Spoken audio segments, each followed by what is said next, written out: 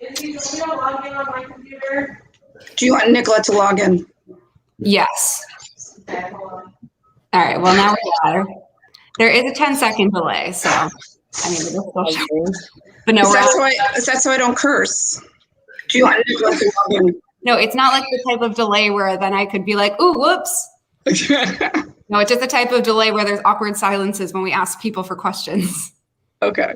But yeah, Lauren, we're on Facebook and YouTube. We're giving a shot. So we'll give until probably it depends on how many people we get in the next 30 seconds, but we'll either start at a minute or a minute and 30. And Is it just on the Mainvest Facebook? Is it on Mainvest Facebook was the question. yes, it is. It seems very meta probably for the people who are already watching because it's live. More people ask where to watch it. But yeah, as people started, it seems very meta probably for the people who are already watching because it's live. And you know what, Nikki? You're going to have to go in another room.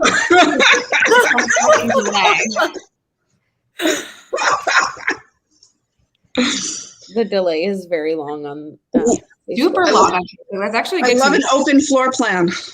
Yeah. Okay, so we are starting to get some people trickling in. So I suppose we can kind of just dive in with intros. We'll probably get more people. A lot of times with these, we have people coming in and out, which is why we try and keep it pretty conversational and open. Okay, we have our first person. Hi, it's Lee.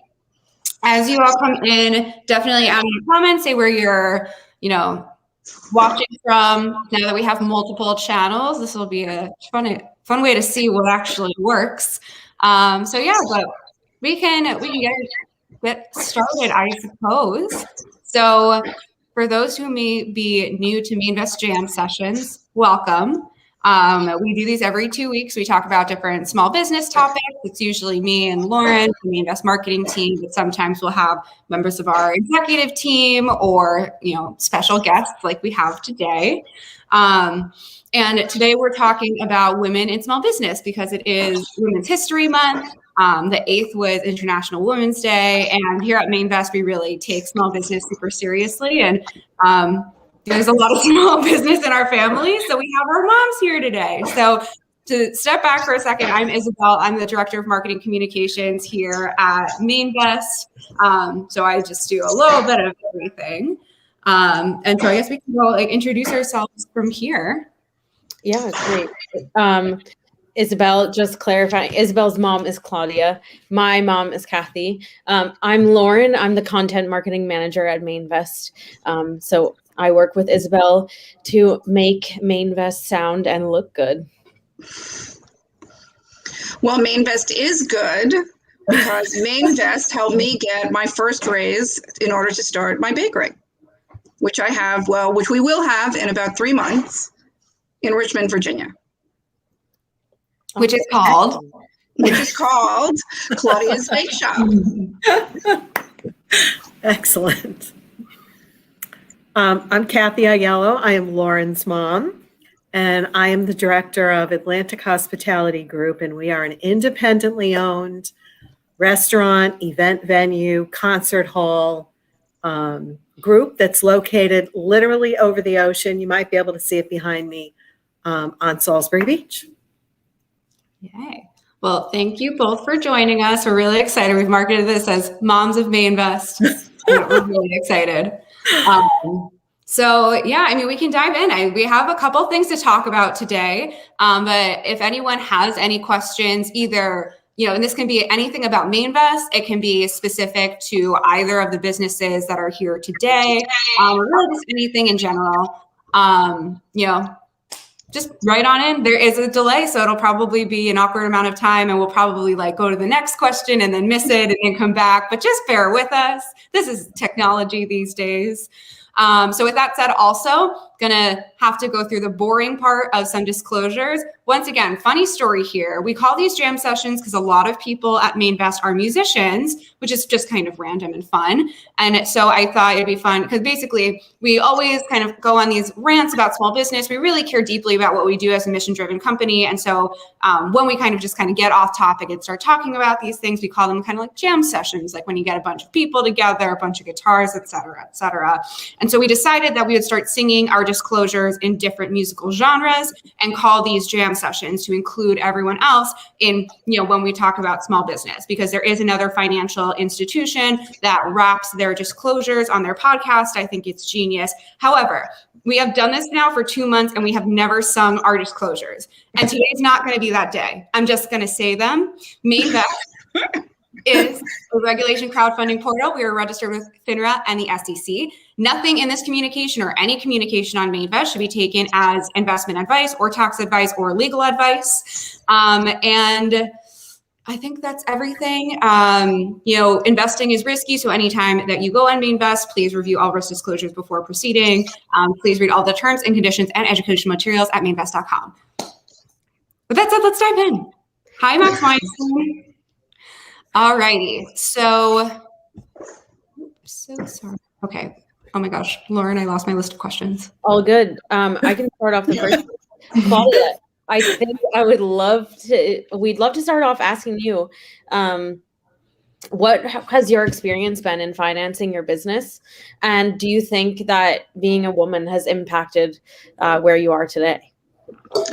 Well, absolutely. Being a woman had a negative effect on me being able to get traditional financing. I was actually asked in a meeting whether or not my husband would be joining me in the business, to which I replied, if he were the one sitting here, would you ask him if his wife was going to be involved? I did manage to secure a line of credit from them, which they did not choose to re-up a second year. So it's a bank that I will no longer do business with. I have my business banking there and it is about to be moved. So it was. They judged very harshly in a way that I absolutely knew that they would not judge a guy, especially as we looked for new spaces for Claudia's Bake Shop.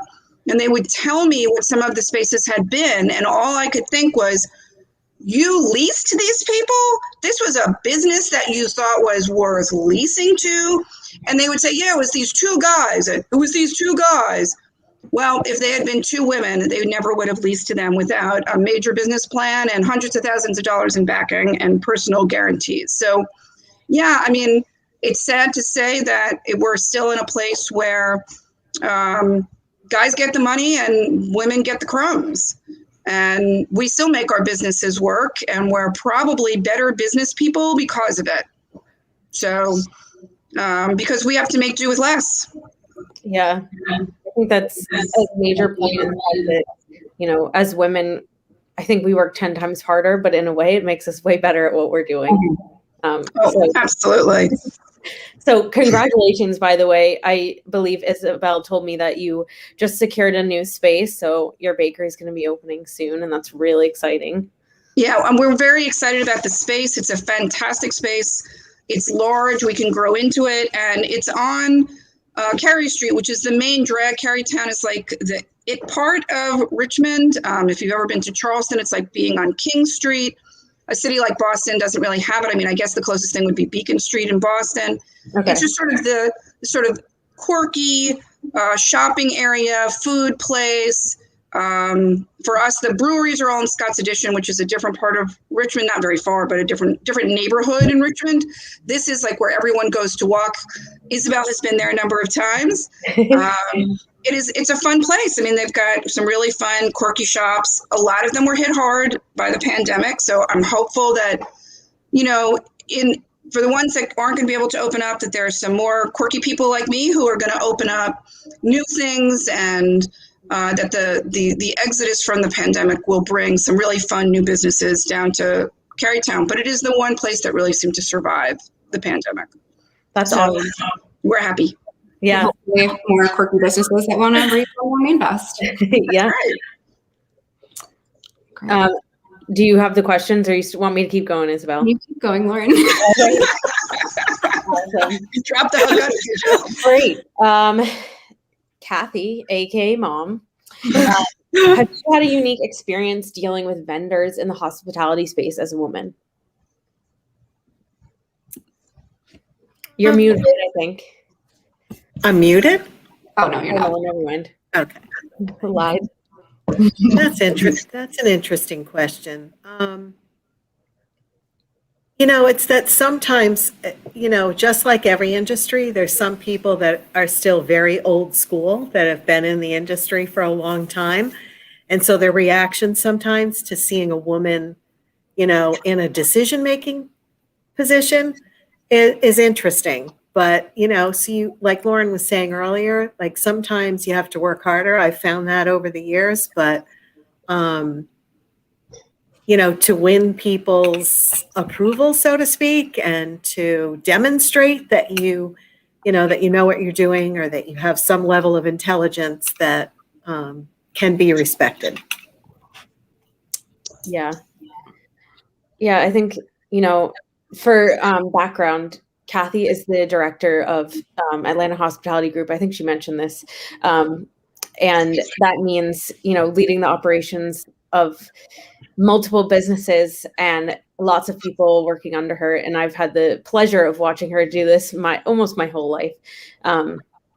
And, there's a lot of men that work underneath her. And I think it's very, it's very empowering. I think my dad also respects her in that sense. So it's something to look up to. And I think, it's a great thing that women can work hard and get where they need to be. And, it's hard, but at times it's very rewarding. Also, Dave just mentioned that he's on his 4th round in Mainvest, and he's saying if you haven't used Mainvest, you're missing out. Claudia, you, Gary. Sounds like a challenge to Claudia, who only did 1 raise.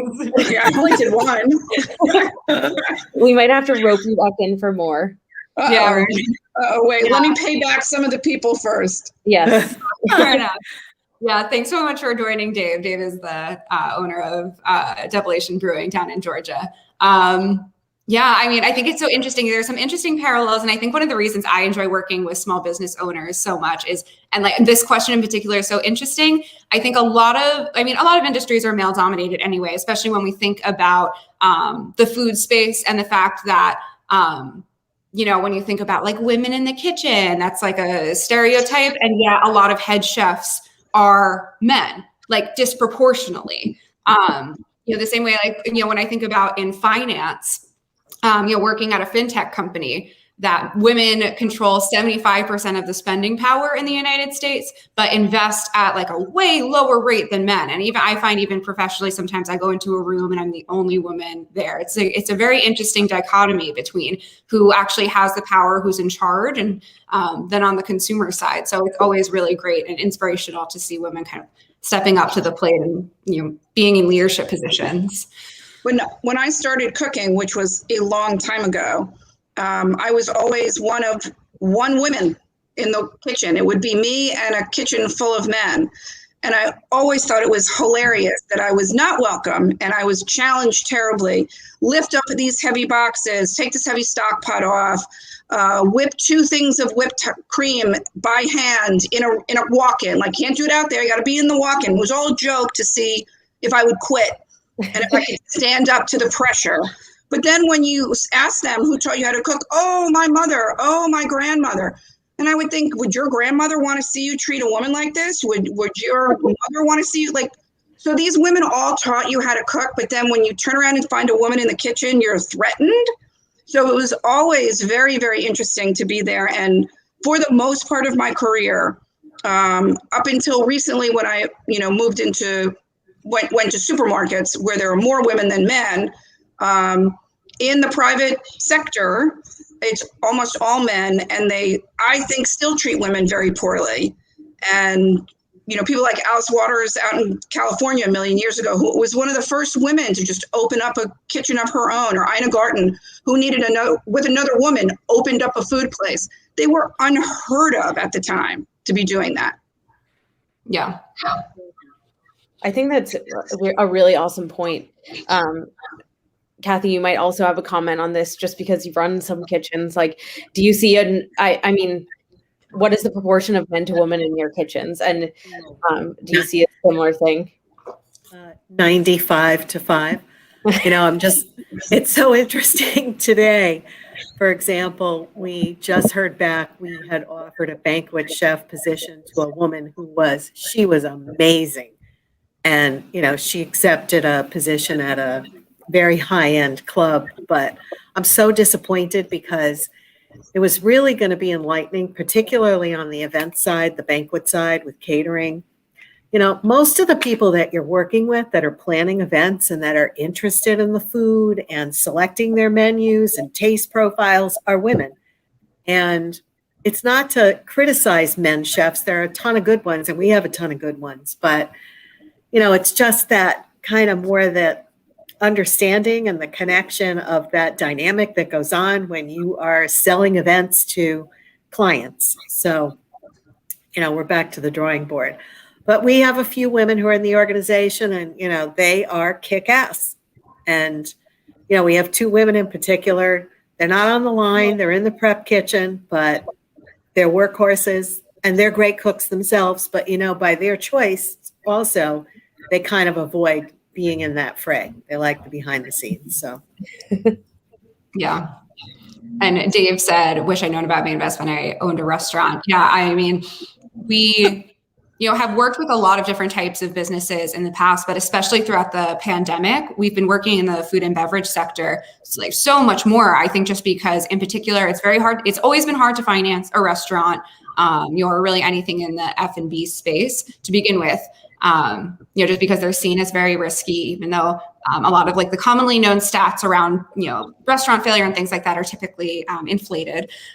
So it's always been hard to finance a restaurant. And then especially now during the pandemic, credit, has really, tightened. It's been obviously an absolute mess for the industry, but communities love their locally owned restaurants and aren't willing to see them fade away. And so we've really seen demand on the investor side for, restaurant opportunities. I think people are seeing it in a really unique way, where they're seeing it not just as a way of saving their local restaurants and empowering, their favorite chefs and the things that they love so much, but also the idea that perhaps after the pandemic is over, people are going to be really flocking back to their local restaurants. So it's been interesting to see, an industry that a lot of people see as, perhaps, a risky investment or something like that. Of course, all investment involves risk. Please review all risk disclosures before proceeding with any type of investment. I think a lot more people are, considering these opportunities and in a new and fresh way. So it's really exciting to see, and it's so exciting to work with so many different business owners and restaurant owners in particular, on the Mainvest platform. Yeah, I think it's worth noting too, like we have the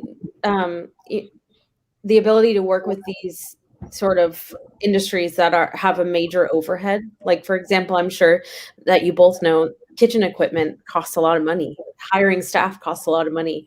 And I think that a lot of other industries don't necessarily have this huge amount of overhead, but then also can bring in a significant amount of people through their doors and serve them. So I think it's definitely a cool industry to be a part of. And that segues really well to our next question, which is,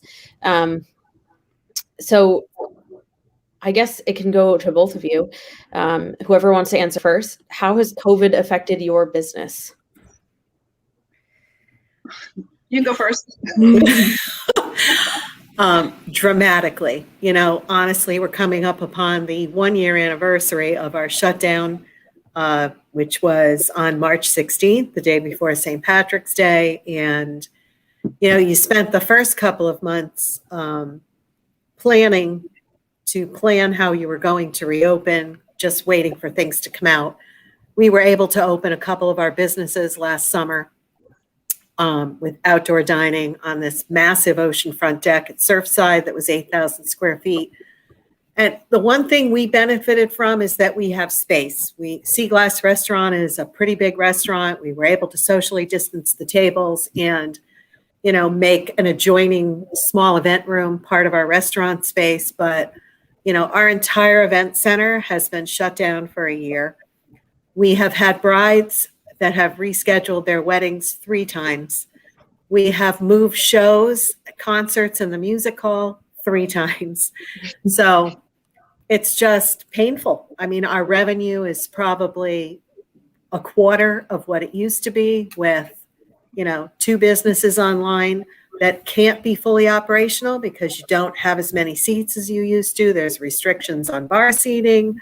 There's restrictions about the amount of time people can spend in a business on, you can't have entertainment. So it's, we're very fortunate that we're independently owned, and our owners are very committed to the community, to the businesses, and they have kept things open and running for the last year. So we're really looking forward to March 22nd when large gatherings can take place again for up to 100 people. And, I think it's a little weird that performance venues in Massachusetts, they announced that you could have live music and concerts, but you cannot have singing.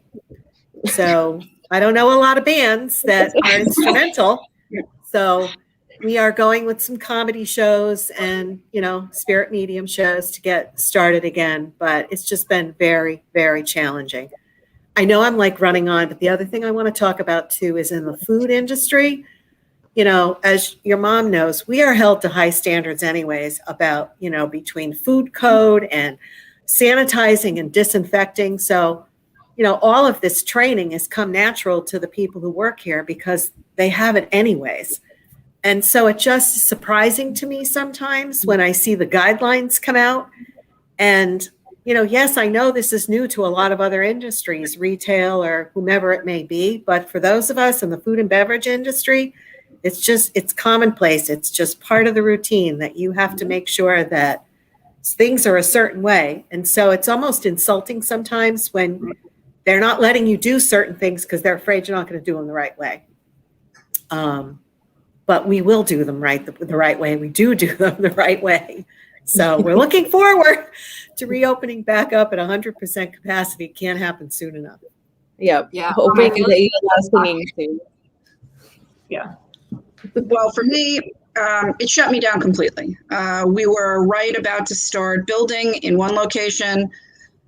We did the whole, we'll wait a month, we'll wait a month, we'll wait a month. And by the time we got to 3 months, I told all the builders and said, I don't know if this is going to happen. And so we just waited it out for a while. Ultimately, the inability to open where that particular location was located, I was reliant on a university for my big core people, and the university was not open, not all. I mean, they sent everybody home. I know I had a college student who came home.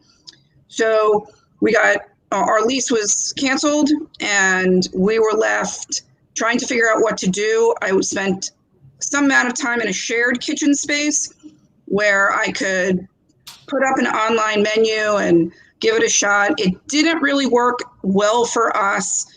Wholesaling in that way where you package stuff, and it wasn't part of our business plan, and we hadn't been open yet, so we didn't have a great sense of what do people really want, what were our favorite items, so that we could limit the menu in a way that made sense. It was just a lot of tossing things in the air and hoping it stuck. So we ultimately pulled out of that because it cost us money to be there. So that was more money that went out from a business that already was working on a shoestring. And ultimately, we just decided to shut down the online menu and just say, we're rebuilding basically. And we did, when things looked like, when we could see the light at the end of the tunnel, we started looking again for a new space. And we looked at a number of spaces. Some just didn't fit. Some people didn't want us. We were too startup-y. I was told I was too much of a startup. Well, what do you think I am? I'm a new business. I don't know what else you want to call it. So we were, some people just didn't want me. They didn't want a bakery. They didn't want it to be whatever they didn't want. And when we found the place that we found, it's actually the best spot we saw. And they wanted us. They wanted a bakery. They love what a bakery brings to a neighborhood. There was another bakery in town, and unfortunately, they closed.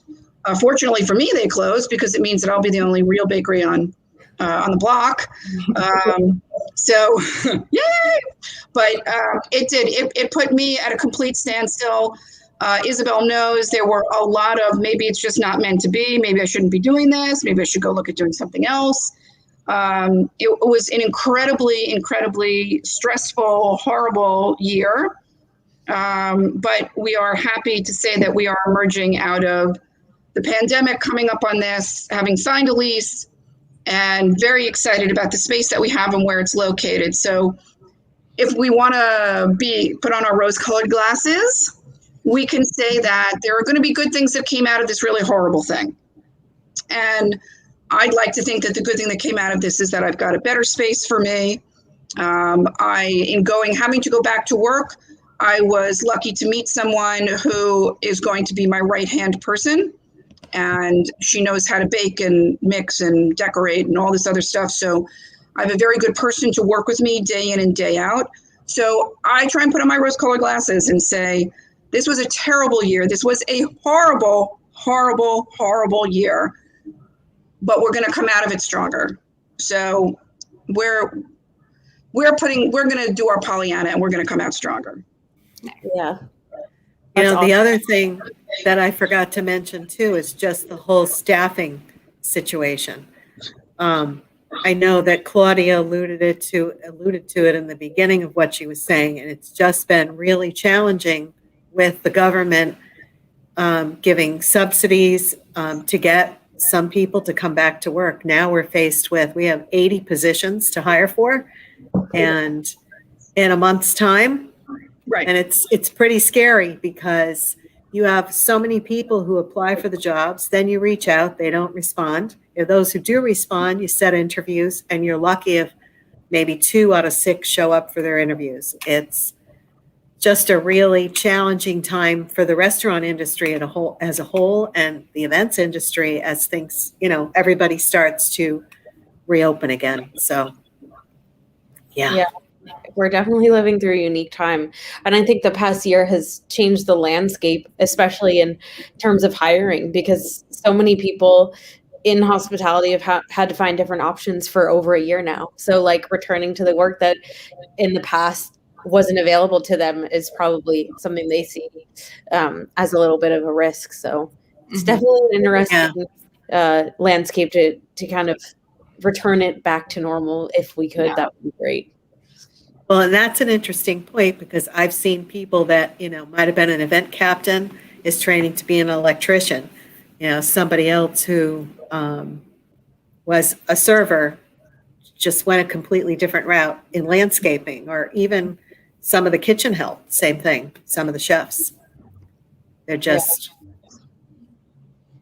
Yeah, but there are definitely a lot of people who just decided to, maybe they never really liked to be in the food industry. It's a very hard life. Yeah, so, sure is.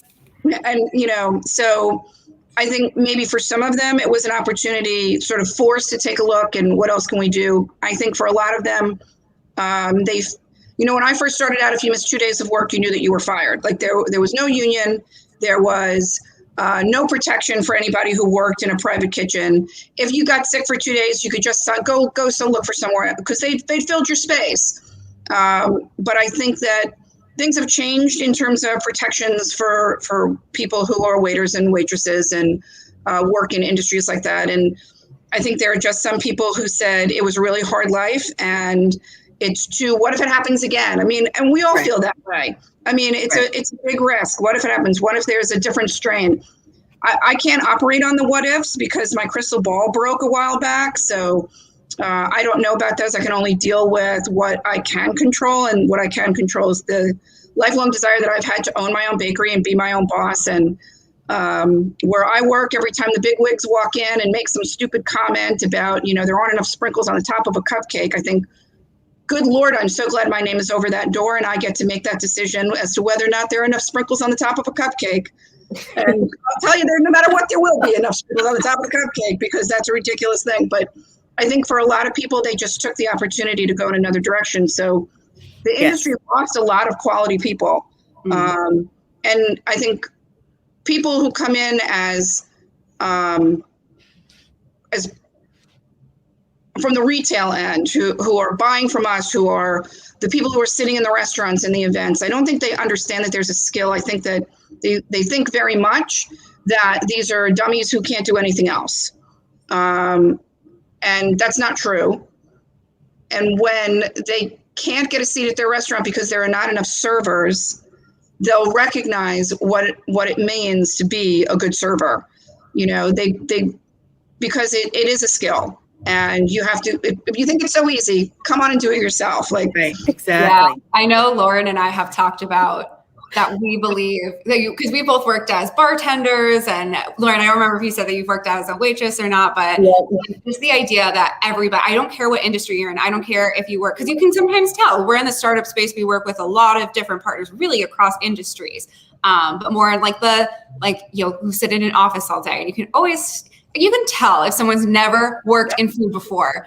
And I think everyone should have to, because it is actually the hardest job in the world. I think that when everything happened about a year ago, something we talked about a lot at Mainvest was this idea, if you don't know what it's got till it's gone. So many people just assume that everyone who owns a restaurant is rich and restaurants have a ton of money, because I went and spent $100 there the other day, when really they just didn't understand the economics of it, that restaurants, bakery, all these things run on super tight margins. They don't understand how the economics of like their overhead or any of their staffing or how any of it works. And then suddenly when they started seeing, oh my gosh, my favorite restaurant's going out of business, they started to actually understand what it takes to run one of these businesses that they love going to so much. And so both on just the idea of you don't know what it takes to run a business, you don't know what it takes to work in a small business.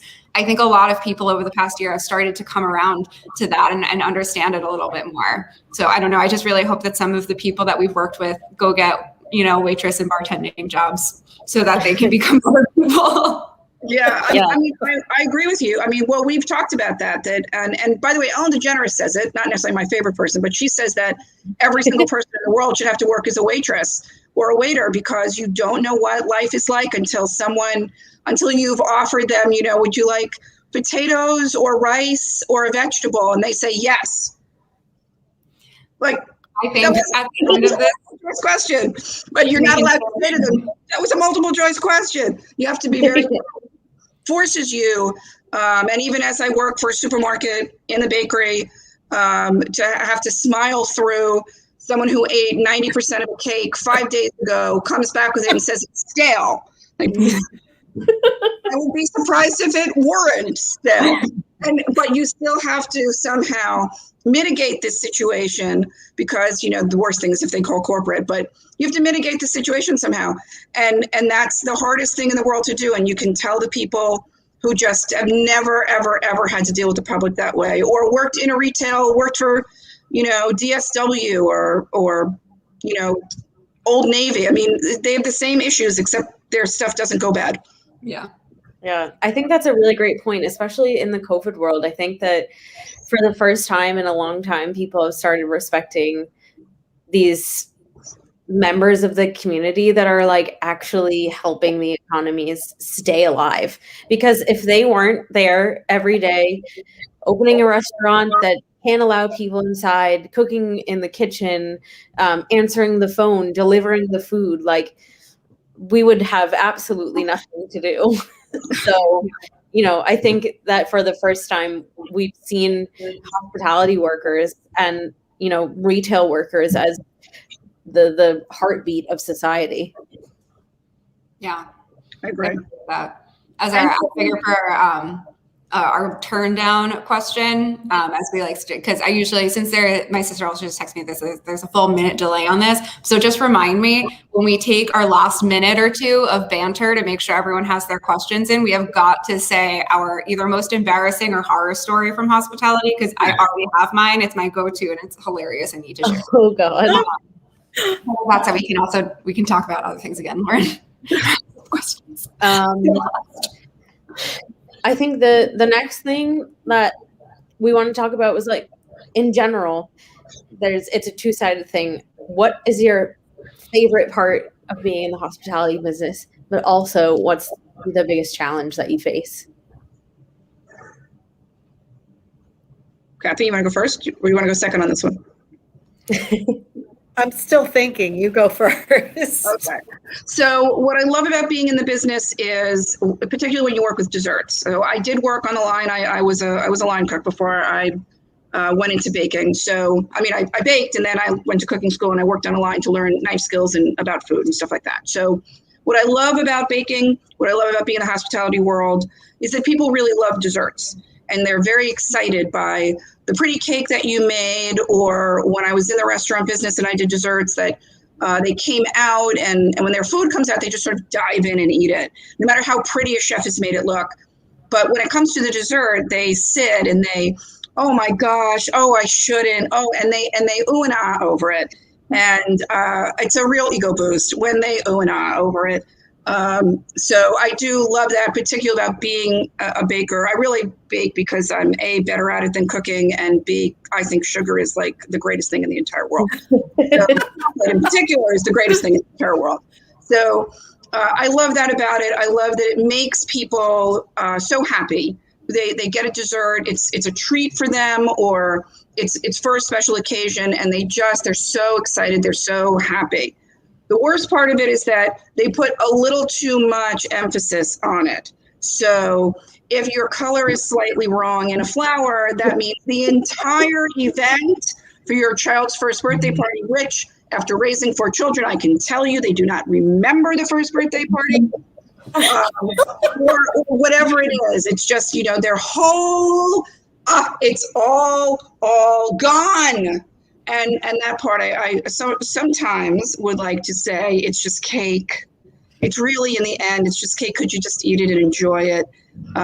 So that's the part that I don't like, is that there's a lot of criticism of the work. Like, there's a lot of joy, but there's also a lot of criticism, and particularly as cake decorating and stuff like that, people are very quick to say, what do you mean you can't do it? It's really easy. And of course, you're not allowed to say, great, here's the pastry bag, come back here and do it yourself. So about 50 times a day, you do want to say that to people. So those are the challenges that we meet. Of course, it doesn't stop me from wanting to open up my own bakery. So it can't be too bad.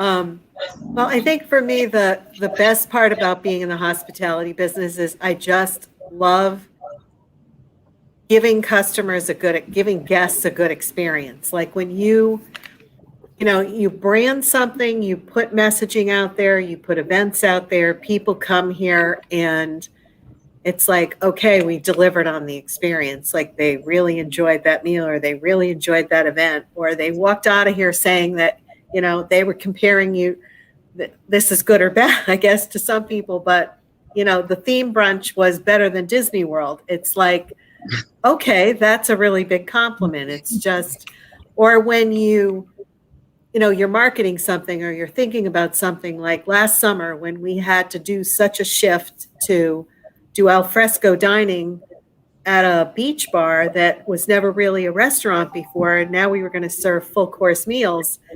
And you're like, will they come?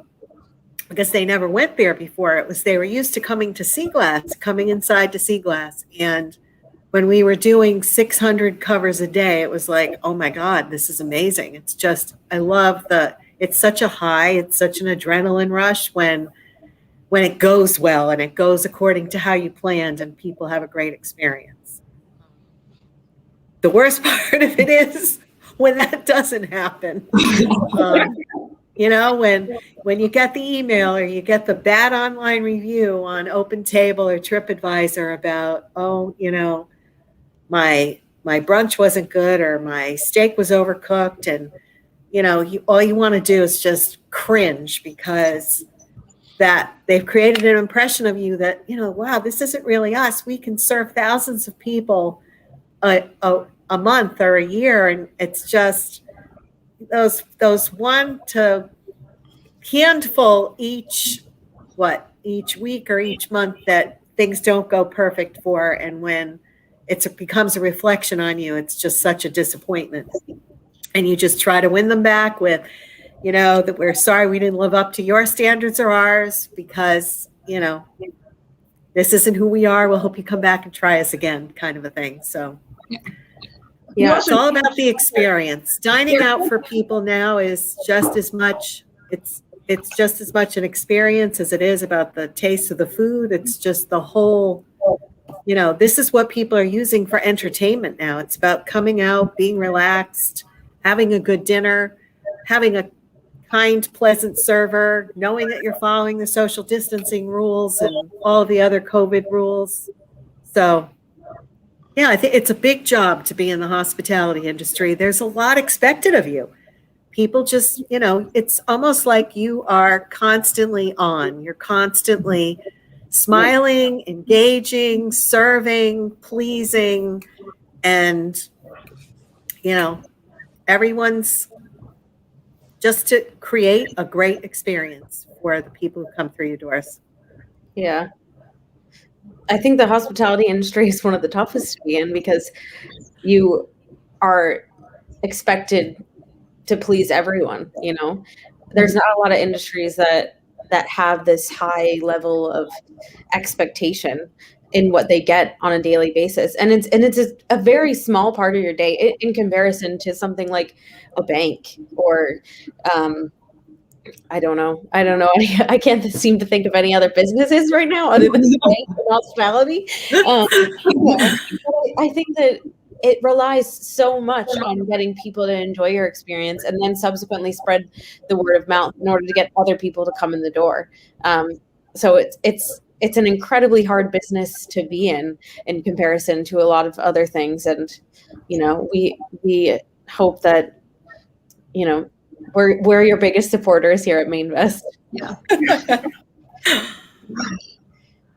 So we're coming up at like the 40-minute mark or so. So since we have such a big delay, I will say to the audience, anyone who's joined recently, if you have any questions at all, whether it's about what we've been talking about, for anyone at Mainvest, at either of the businesses here, really anything at all, drop it in the comment section. We'll make sure to get to it. And if not, I will post my email so that you can ask me any questions if I miss it, if I've missed your question or anything like that. So with that said, as we give the delay some time for people to ask questions, horror stories from hospitality. Oh, God. Go first.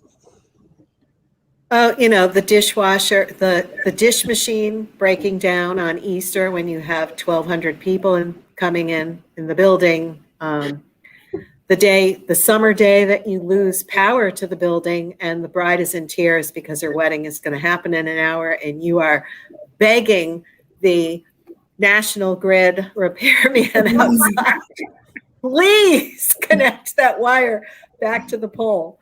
So, yeah. Wow. Okay. It's like way worse than mine.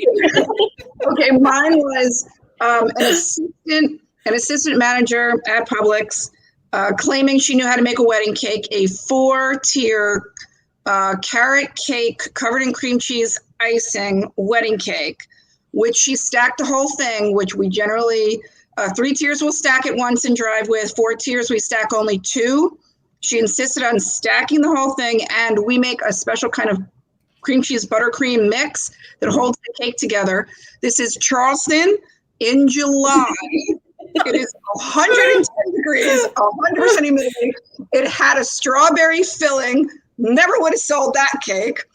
And I put it in the back of my Ford Edge, and I drive it to the venue, having to go, Isabel knows this, over the IOP bridge, which goes up and down in traffic. So it's sitting in my car, even though the air conditioning is on super high. I'm driving along, and I get to the venue and open up the lift gate to find that the cake is everywhere, put together. It is all over the back of my car. So I have to call the store and say, make another cake. I'm coming back. And I delivered the cupcakes and said, I'll be back, and had to turn around and drive back to the store where they were waiting for me with another cake, which I then turned around and delivered. By now there wasn't any more traffic, so I was able to just drive straight over this bridge, drop off the cake as the bride and groom are entering the room. and then took my car to a car wash the next day so they could try and pick the cream cheese out of every crevice. Oh God. So that's only one of my many horror stories. Yeah, I feel like maybe I'm just thinking about this one because it's the funniest horror story that I have. I feel like I must have had some pretty bad ones because I just worked in places that like are like just ripe for horror stories, like just the best places to work, but also horrors. Because there was one time I was working at Fire and Ice in Boston, which for anyone who knows it, there's like a huge set of stairs in between. And so when I was working on the bar downstairs, there was you didn't have to do anything. It was actually the cushiest bar job ever. But as a server, you have to run things up and down. You have to run your drinks up the stairs, and then you still have to run food down to the bar. And I was always running around, and my shoes were getting slippery because, of course, I was a college kid. I didn't invest in the good non-slip shoes. I probably actually cheated and didn't do non-slip shoes at all. And it was a busy night. We had all of our regulars at the bar.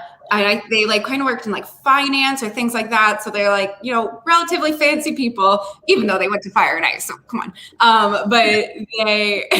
So I was walking down with some chicken fingers and ranch dressing. And I like must have like kind of like moved a little bit because just the ranch and the chicken, the plate was still in my hand. The chicken fell on the floor. That's fine. But the ranch dressing also fell on the floor and bounced such that the ranch dressing went from the bar to the window on the other side of the bar, covering one of our regulars in ranch dressing. Oh my God. And I just didn't know what to do. Oh my God. I have had the unique experience of working for my mother in the hospitality business, not directly for her at some of the businesses. So I do have one particular memory, maybe not an embarrassing story, but just a funny one. There was one particular night where I was bartending at a show in the music hall, and someone in the same night, the first person forgot their dentures in a pint of beer. Oh. And then we had someone else think that that my mom's office was their hotel room. Upstairs on the second floor. Yeah, I was horrified. They went to sleep in her office on the floor. Yeah, Oh, that was a week, actually. That was a weird week. We had a national act in the music hall, and this guy came back in afterwards when, we were all stacking chairs, and for the night, he couldn't find his brother. And I saw nobody left in here but the staff. And then I went upstairs with, and for some reason I had security with me. I was going to show them something on the camera. We walk upstairs and the door starts opening. And I'm like, what's going on? Nobody should be up here. And this guy had, was in his skivvies, and it was not good. We had to call the police. And he said, what are you doing here? Well, you're in my office. We think it was the same guy who might have left the dentures in the cup on a guest table downstairs. Oh my God. Yeah, Other we than that, really could write a book. There are a lot of great stories, I have to say. A lot of I stories. feel like we could do like another 45 minutes just on hilarious stories. Or the fact that people come and we say, what kind of cake did you order? And they say, a birthday cake. You're the only one? The only one. 30 million people in America, 300 million people, you're the only person born today. Oh God. I think, Isabel, you probably can identify with this, but just personal embarrassment when I don't know how to make a drink and then I like awkwardly futz around and then go towards my phone so I can Google how to make said drink. Yeah. I'm like secretly Googling while pretending to put ice in a cup on how to make like XYZ. Yeah. Yeah. Yeah. I've done that a bunch. Well, it's really funny because I used to be really good, and I don't know what it was over the past couple of months. Maybe I need like a good mixology class because my skills have like just seemed to have deteriorated a bit. So over our company retreat, I was like, hey guys, I used to work at a bar. I can totally I can make cocktails for us. It was like the Friday night of our retreat. And I think everyone just kind of like took them as shots just to be nice to me. And it made for a really interesting evening because I tasted it and I was like, this isn't right. I was like looking through my phone. I was like, did I mess up an ingredient? Did I put it like, it's not good. It was sad. Yep. It happens to the best of us. Oh, well. Well, thank you guys so much for being here with us tonight. It was great to talk with you. I think that, women in small business are some of the best and most motivated and hardworking women out there. And, that's not to say that other women aren't hardworking, but, when you're in small business, you have to do a lot yourself and you don't have help from other people. So we appreciate you. We thank you for being here. And if anyone else has any questions, feel free to stick them in the comments. All right. Thank you for having me. Yeah, this was fun. It was fun. What to do again. All right, bye, everybody. Bye. Bye. Bye.